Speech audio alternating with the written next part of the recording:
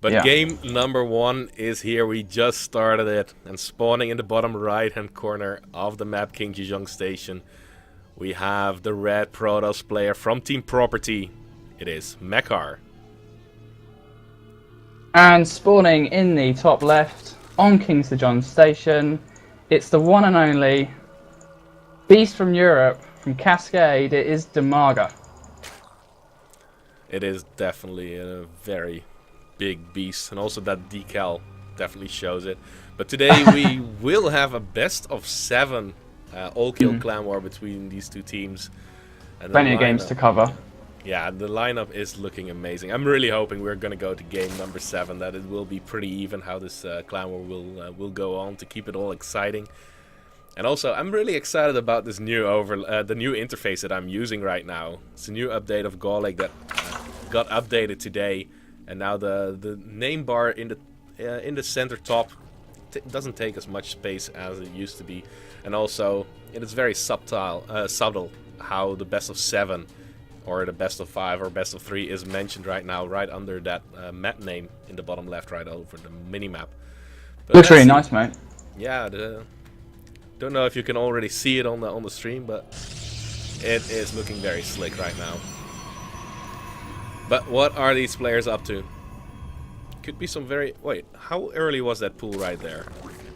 About 13, I think. 13 or 12 pool, one of the two. I think it was 13 pool. It was a pretty early pool right there, but he's still gonna go for the hatchery right after that, just playing it pretty safe. But Looks like this is going to be a gateway expand here from Mekar. He looks like it, yeah, with that nice semi-wall off going on. So in case he needs to, he can go for the full wall off, but he still has a little space where he can let his probes escape if there are a lot of Zerglings inside the base. Also a pretty nice scout of Mekar on the other side of the map, who will see everything that is going on. Sees that no gases have been taken just yet. So now it's going to be a question, when will Demaga take his either his gas or his third base? Because, well, taking that third base with the gateway expand is always a risky business if you completely ignore the gas timing. Yeah, definitely. I think Demaga has a pretty interesting opening because this could suggest a lot of aggression coming, but it all comes down to, like you say, the gas, if it's actually going to go down at some point. But he's going to go for that third base, so it looks like Demaga is actually going to play this out into a macro game. But probably going to get a lot of map control here with the first few lings, and deny Mekar from really getting much scouting information at all. Yeah, there's no way that Mekar is going to get another probe on the map, really, with those few Zerglings out already. It's going to need the first Stalker and the Mothership Core to push those Zerglings away, and then maybe he can go for round number 2. The wall-off is also starting for Mekar already. And he's going to be in pretty good shape. He did have one probe too many on his gas for a little while, but that I believe was just a scouting probe. Does not matter a whole lot in the end. Now this Stalker is going to be taking back that map control actually, because still no gas geyser has been taken by Demaga at this point. So there's no way that those Zerglings are going to be able to surround that Stalker anytime soon, and this is going to clear up the front quite a bit. Do we still Yeah, good map vision really with this Stalker. I mean, he's just going around, checking all the corners, making sure there's no overlords, lings in awkward places that can really get any scouting information. Yeah, pretty standard opening in a way. I mean, this actually reminds me of Showtime, one of Showtime's openings. As much as he went for sort of like that Forge expand, look at the wall off at the natural, that was very similar. So, yeah, I mean, it's nothing really out of the ordinary. But he's going to be able to poke at this third base, maybe force a few lings, and that's exactly what Demaga is making right now. Yeah, not the biggest of deals though. But finally, we do see the first 2 gas geysers come down at the 6-minute mark. It is pretty late. And already a Stargate on the almost finishing up even for Mekar at this point. But the Overlord... Demaga's going to scout this. Yeah, he's going to see it immediately. With that Overlord. Yeah. Not going to be fooling him. But I would be surprised if this would be for anything like an Oracle at this point. I would expect him to just open with Phoenixes and get that air control. And that's exactly what we will see from him here. Especially if it gets scouted. That Oracle is usually not going to be able to do anything. But those Phoenixes, they are going to stay very useful for scouting and also picking off a Queen when they get the chance. And also, well, just seeing what kind of composition Demaga will be going for. Now the sentry is going to give up that tickle. The Phoenix will be able to get the first kill with that. Very That's pretty much all. Yeah, that's pretty much all the Phoenixes are going to be able to do for the early part of this game, is just clear out the Overlords. Demago's pretty well set up, but actually, that being said, he hasn't made a Spore Crawler yet, so in any of his mineral lines, so he could possibly lose a few drones, but I mean, there's only 4 queens out, actually, on the map. Creep spread's actually spreading quite nicely here for Demago, though. But, yeah, this is a pretty greedy opening, in my opinion, from Demago. I mean, this could very well have been 2-base aggression from Mechar early, but seeing that Stargate, it's actually going to work pretty well for Demago. Going to try and see if Mechar's got a fast third, but he's not going to see that. No. Zergling speed is very close to finishing up. It's not here quite yet, and we do see the +1 missile attack on the way. And of course, now we do see the Spore Crawlers finishing up in those mineral lines because, well, Demago could delay those quite a bit because one Phoenix is not going to do anything. They can lift up one drone, but it's not going to kill it off. And even if there are 2 Phoenixes, they're not going to have so much energy to really pick off those drones anytime soon. But they will get a queen kill. That's going to be a very nice pick off. That's quite big. Yeah, but that's going to slow another the creep queen down is a lot. exposed right there. He can go for that. Oh, the queen is now being microed back to the cover of that Spore Crawler. Still going to be able to pick off a drone right there. It's okay if he loses just shield damage, as long as he doesn't lose health on those Phoenixes. He's got to be really, really careful not to lose those Phoenixes. They're the units that he's invested so much into. If they die, then Mechar's in serious trouble against any possible counter-attacks. But he's using them really, really well. Really nice micro so far. He's getting a lot of scouting information, and picking off those queens is going to be really annoying for Demago. It's going to delay the creep spread. It's also going to delay the injects on that 3rd base. Yeah, and he's already floating quite a bit of money for that. The Hydralisk Den is on the way. The Roachborn already finished up, and so did the Lair.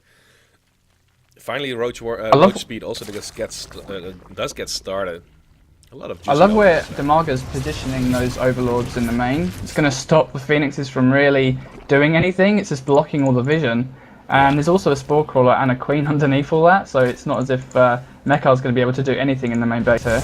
But he'll still get the scouting information that he needs. Hydra's on the way. But yeah, the Thermal Lance is already on the way now too. It's just going to be a matter of time before the Colossus does get started. He just needs a little bit of more gas for that. But those Hydralisks, they are not going to do a whole lot once those... they're not going to do so much once the Colossus is going to be out. Also, the 3rd base is going to go up, and that's also another nice benefit of those Phoenixes. You kill off all the Overlords, so there's not going to be a lot of scouting that Demago can really do. He has to send out Zerglings in order to make that work. But he's made the best. Go ahead. The best form of defense really is offense, and that is what Phoenixes give. They give you map control. They stop Demago from really moving out, and so taking that quite quick 3rd base is relatively safe. I mean, he's, like you say, he's already got the Thermal Lance on the way, and yeah, he's got a pretty nice army behind that. But Demago's going to take a 4th behind this as well. So this is going to go into the late game, and we're going to start seeing some multi-prong aggression here from Demago very, very shortly, I should think. Now the Overlord will fall. He can even pick off that Queen at the 4th base, but he is really low on the energy on those Phoenixes, and that's also a great sign right now, because that means that he really uses the lifts from those Phoenixes as much as he possibly can. But now he cannot get anywhere close to those Hydralisks, of course. But Mechar's army is looking extremely powerful at this point already. Yeah, he's looking really in quite a commanding lead. I mean, there's only 22 Roaches. Actually, how many Hydras are out on the map? 8 Hydras, 29 Lings, and 17 Roaches out on the map. So, yeah, I mean, it's quite a good army, but with the Colossus count rising, he needs to start thinking about going for the Spire and getting Corruptors and Vipers out to deal with those.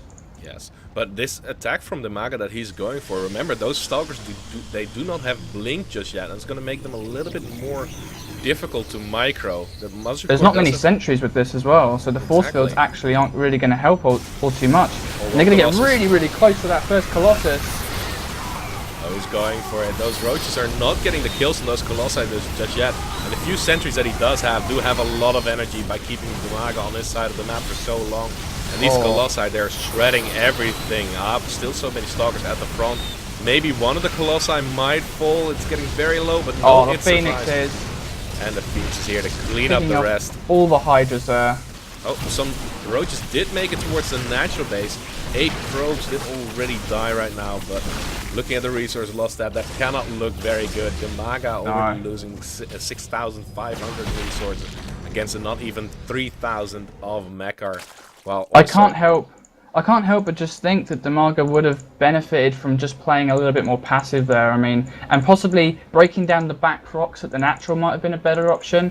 I think that third base was just pretty much super defended with the amount of Colossus and Stalkers with that army. He only had 2 sentries though, so that probably could have fooled Demaga from thinking that he could get quite close to those Colossus. But I think it was just that the army strength, the splash damage that the Colossus give, it just wrecked those roaches and hydras. And yeah, there was just no chance for Demaga to really win that engagement.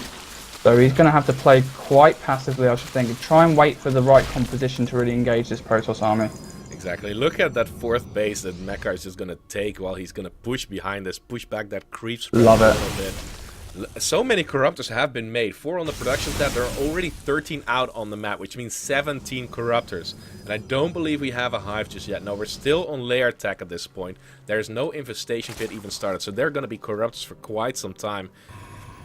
But look at that Stalker count underneath it. There's just so many Stalkers here, and I'm not even sure if Mechar's going to give Demaga the chance to get those Corruptors even close to those Colossi.